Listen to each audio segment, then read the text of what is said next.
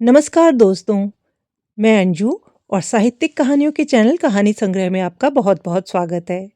आइए आज सुनते हैं नीरजा हिमेंद्र जी द्वारा लिखित कहानी वो एक वामा है। दोस्तों, यदि वीडियो पसंद आए तो इस वीडियो को लाइक कीजिएगा और यदि चैनल अभी तक सब्सक्राइब नहीं किया है तो चैनल को सब्सक्राइब भी कर लीजिएगा। तो आइए सुनते हैं कहानी वो एक वामा है। मोबाइल फ़ोन की घंटी बजी। मैं उठकर नंबर देखती हूँ। यह नंबर चंदा चाची का है। आज लंबे अरसे के बाद उनका फ़ोन आया है। मैं उत्सुकतावश तीव्र गति से फ़ोन रिसीव करती हूँ। मेरे हेलो कहने के पश्चात उधर से चंदा चाची की आवाज़ आती है। हेलो? हेलो? स्मृति बेटा? हाँ, मैं स्मृति बोल रही हूँ। नमस्ते चाची। प्रत्युत्तर में चाची कहती हैं, खुश रहो बेटा। मैं पुनः पूछती हूँ, कैसी हैं चाची? सब ठीक तो है? हाँ हाँ बेटा, यहाँ सब कुशल मंगल है। चंदा चाची के इन शब्दों से अत्यंत प्रसन्नता का आभास हो रहा था। बहुत दिनों बाद चाची से बात हो रही थी। चाची से बात करने की मेरी उत्सुकता और बढ़ जाती है। सब कुछ जान लेने की उत्सुकता। मैं चाची के बच्चों का नाम लेकर पूछती हूँ, चाची, राहुल, कामना, कविता, आकाश सब अच्छे तो हैं? हाँ बेटा, सब अच्छे हैं। तुम बहुत दिनों से घर नहीं आई। तुम्हारा फोन भी इधर नहीं आया। तुम ठीक तो हो बेटा? हाँ चाची, मैं ठीक हूँ, मैंने कहा। मुझे अत्यंत प्रसन्नता हुई जब चाची ने मुझसे कहा कि बेटा तुम्हें अपने पूरे परिवार के साथ आना है। राहुल का ब्याह है। मैंने तुम्हें कार्ड भी भेज दिया है।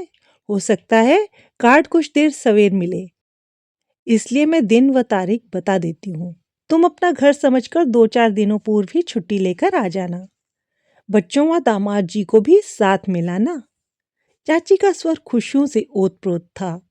ऐसे खुशियों बड़े क्षण चाची के जीवन में कम ही आए हैं। यह बात मुझे भली प्रकार ज्ञात थी। मैंने चाची को अपने सपरिवार आने का आश्वासन दिया। फोन रखने के उपरांत मेरी स्मृतियों में 20 वर्ष पूर्व के वो दिन आ गए जब चाची नई नई ब्याह कर आई थी। मेरा जन्म एक छोटे से शहर के संपन्न परिवार में हुआ था। मेरे दादाजी की अपनी कृषि योग्य जमीनें तथा बाग थे। दादाजी स्वयं भी सरकारी मिडिल स्कूल में प्रधानाध्यापक थे।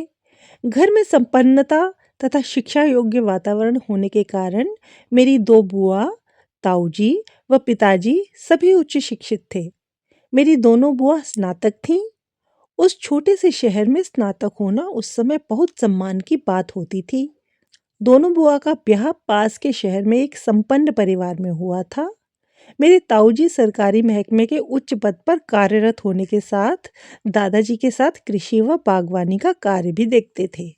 मेरे पिताजी एमबीबीएस करने के पश्चात उसी शहर में सरकारी चिकित्सक के रूप में कार्यरत थे।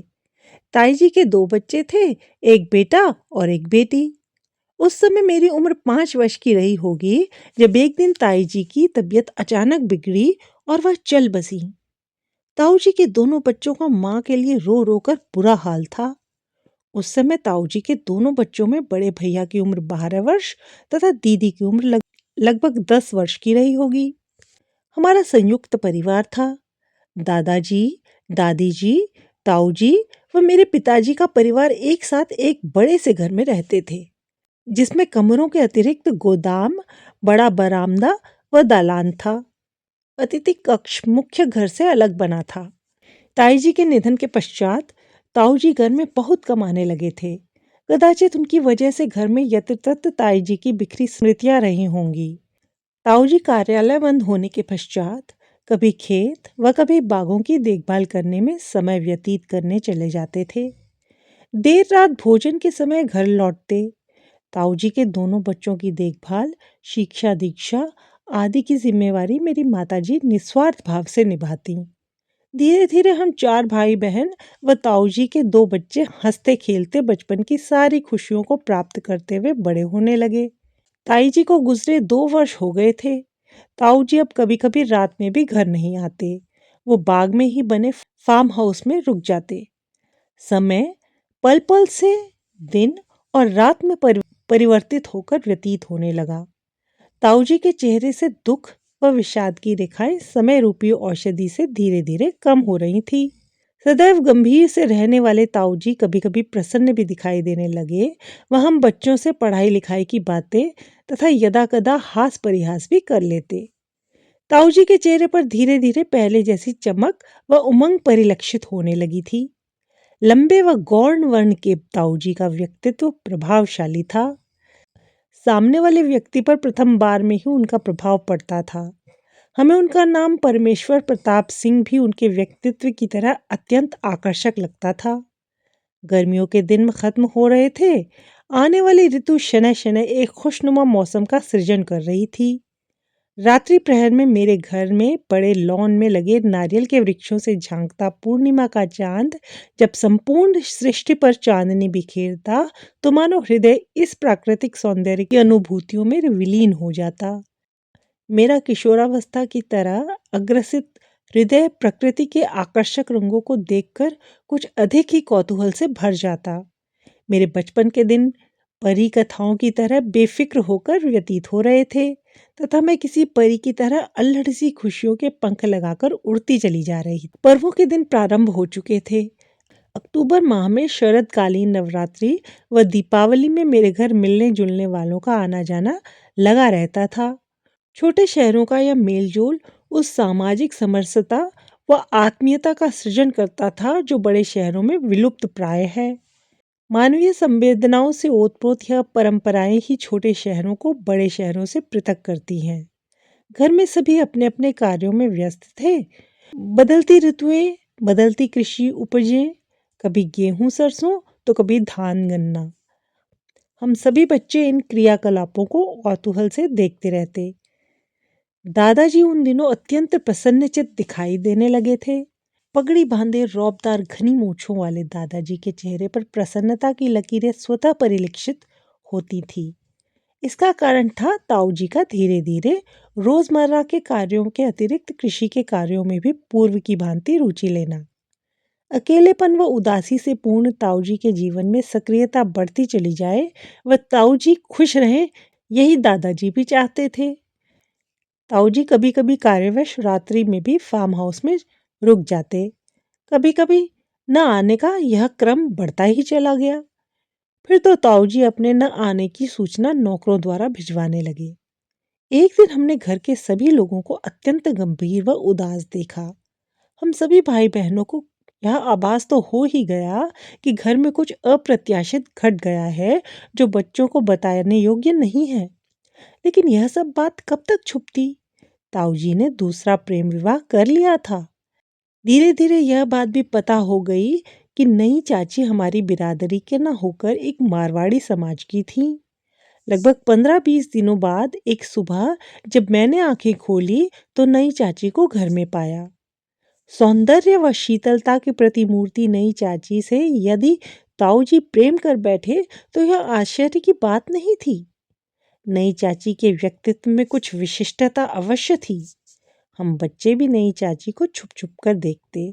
उनका उठना बैठना, घूंघट की ओट से हम सबको देखना, कुछ पूछ लेना या बातें कर लेना हमें बहुत अच्छा लगता। चाची के चेहरे पर डर व संकोच के भाव हमें स्पष्ट दिखाई देते। 3-4 दिनों के पश्चात हमें पता चला कि नई चाची का नाम चंदा है। चाची के अप्रतिम सौंदर्य व व्यवहार कुशलता ने हम सबका हृदय जीत लिया था। समय अपनी गति से बढ़ता जा रहा था। कुछ माह पश्चात घर की सभी महिलाएं, दादी माँ, नई चाची व घर के काम करने वाली पूर्वी, मोहिनी व हम सब बच्चे अपने बागों व खेतों की तरफ भ्रमण करने निकले। खेतों की तरफ भ्रमण का ऐसा कार्यक्रम प्रायः हम सब बना लिया करते थे और भ्रमण के लिए निकल पड़ते। दोनों तरफ खेतों के मध्य कच्ची सड़क पर हमारी जीप आगे बढ़ती चली जा रही थी। मार्ग में एक हवेलीनुमा घर को दिखाते हुए नई चाची ने कहा, यह उनका घर है जहां वह विवाह से पूर्व रहती थी, उनके माता पिता का घर। हमें यह अनुमान लगाने में क्षणिक विलंब न हुआ कि ताऊजी क्यों कृषि कार्यों में रुचि लेने लगे थे, क्यों रात्रि में कभी कभी फार्म हाउस पर रुक जाते। चाची के घर से हमारा फार्म हाउस निकट ही था। फार्म हाउस के निकट संपन्नता का प्रतीक होता यह चाची का हवेली नुमा घर हमें आकर्षित कर रहा था। दूर दूर तक फैले हरे भरे खेत व घने छायादार वृक्षों पर करलव करते पक्षियों के स्वर अपने अनछुए से प्राकृतिक सौंदर्य की तरफ आकर्षित कर रहे थे। मेरा हृदय कल्पनाओं के पंख लगाकर उड़ने लगा था। यह सोचने लगा कि चाची के कुंदन के समान दीप्त सौंदर्य को ताऊजी ने आते जाते यहीं कहीं देखा होगा। मानवीय भावनाओं से भरा हृदय इस आकर्षण में बंध गया होगा। ऐसा हो भी क्यों ना। विवाह के बाद चाची अपनी माँ के घर कभी नहीं जाती, नहीं उनसे कोई मिलने आता। उनके घर वालों ने व रिश्तेदारों ने उनसे नाता तोड़ लिया था। यह बात तो हम सभी को ज्ञात हो गई थी। नई चाची ने अपने मृदुल व्यवहार से हमें अपना बना लिया था। वह धीरे धीरे हमारे घर का हिस्सा बन गई। समय व्यतीत होने के साथ चाची स्वयं भी 2 बच्चों की माँ बन गई। चारों बच्चे चाची के स्नेह की छांव में पलने लगे। इधर दादाजी का स्वास्थ्य खराब होने लगा था। हमें ज्ञात हुआ कि खराब स्वास्थ्य के कारण दादाजी ने संपत्ति का बंटवारा कर दिया। ताऊजी व मेरे पिताजी के बीच संपत्ति बांट दी गई। धीरे धीरे रसोई भी अलग हो गई। अलग होने के उपरांत भी हम सब भाई बहन साथ साथ पढ़ने जाते, साथ साथ खेलते व आपस में घुल मिल कर रहते। चाची हम सबसे अपने बच्चों की तरह ही स्नेह करती थी। चाची की सबसे छोटी बेटी 6 या 7 वर्ष की रही होगी कि एक दिन ताऊजी का हृदयघात से निधन हो गया। अचानक आई इस दुखद घटना से पूरा परिवार शोक में डूब गया। चाची पर तो दुखों का पहाड़ टूट गया। अब शुरू हुआ चाची के जीवन में सामाजिक बहिष्कार के साथ संघर्ष का अनवरत सिलसिला। मैं मायके जाती तो चाची से अवश्य मिलती। हमारे संपन्न परिवार में यूं तो चाची जी को किसी प्रकार की आर्थिक कठिनाई न थी, लेकिन ताऊ जी की कमी से उपजा शून्य भला कोई भर सकता था। उदासी उनकी आंखों से होकर हृदय में उतर गई थी। चाची गुमसुम रहती व घर के कार्यों को करती रहती। ताऊ जी के निधन के 2 वर्ष उपरांत मैं मायके गई तो चाची का नया रूप देखकर हैरान रह गई। चाची ने बच्चों की परवरिश व घर की देखरेख के साथ साथ ताऊ जी का व्यवसाय, कृषि व बागबानी को बखूबी संभाल लिया था। नौकरों चाकरों को साथ लेकर घर व बाहर का कार्य करती थीं। ताऊ जी के निधन के उपरांत आई आर्थिक कठिनाइयों का सामना भी चाची ने दृढ़ता से किया। चाची का नया सबल रूप देखकर हमें अत्यंत प्रसन्नता होती। सुकोमल छुई मुई सी दिखने वाली चाची बच्चों को उच्च शिक्षा दिलाने व आत्मनिर्भर बनाने के लिए प्रयासरत रहने लगी। 2 अपने बच्चों व 2 सौतेले बच्चों में कभी भी फर्क न करके अपनी विशाल हृदयता का अनुकरणीय उदाहरण मेरे परिवार व अपनी जाति बिरादरी के समक्ष प्रस्तुत किया। अंतरजातीय विवाह करके चाची ने रूढ़िवादी समाज के सामने एक आदर्श उदाहरण पहले ही प्रस्तुत कर दिया था। राहुल, जो कि दुनिया की दृष्टि में चाची का सौतेला बेटा है, चाची के अथक परिश्रम व उनके प्रोत्साहन के फलस्वरूप सिविल सेवा परीक्षा में उत्तीर्ण होकर आयकर कमिश्नर के पद पर चयनित हुआ। वह अपने विद्यार्थी जीवन की सहपाठी महिला मित्र के साथ विवाह करने का इच्छुक था। उसने चाची के समक्ष अपनी इच्छा प्रकट की। चाची ने उसका समर्थन किया। समाज के विकास समरसता को अवरोधित करने वाले रूढ़ियों को तोड़कर चाची आज राहुल का ब्याह करने जा रही हैं। मैंने दृढ़ निश्चय कर लिया कि मुझे इस अवसर पर अवश्य जाना है। घर गृहस्थी व नौकरी की व्यस्तता के कारण मैं विवाह के पूर्व न पहुंचकर ठीक विवाह के दिन ही पहुंच पाई। सौंदर्य व सादगी की प्रतिमूर्ति सी लग रही चाची शादी के कार्यों में व्यस्त थीं।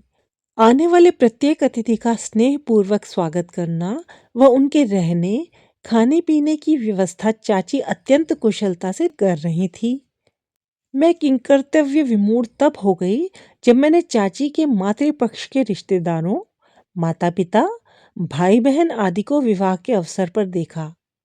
जीवन भर चाची का तिरस्कार करने वाले लोग आज चाची के साथ खड़े थे।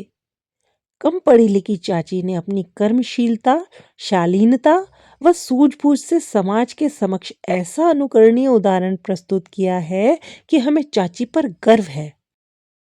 चाची सही मायनों में प्रगतिशील है। वह एक सच्ची आदर्श वामा है।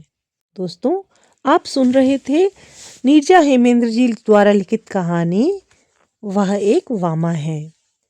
कहानी पसंद आई हो तो इस वीडियो को लाइक कीजिए और चैनल पे नए हो तो चैनल को सब्सक्राइब भी कर लीजिए। जल्द ही लौटूंगी एक और अच्छी सी कहानी के साथ। तब तक अपना ध्यान रखिए। धन्यवाद।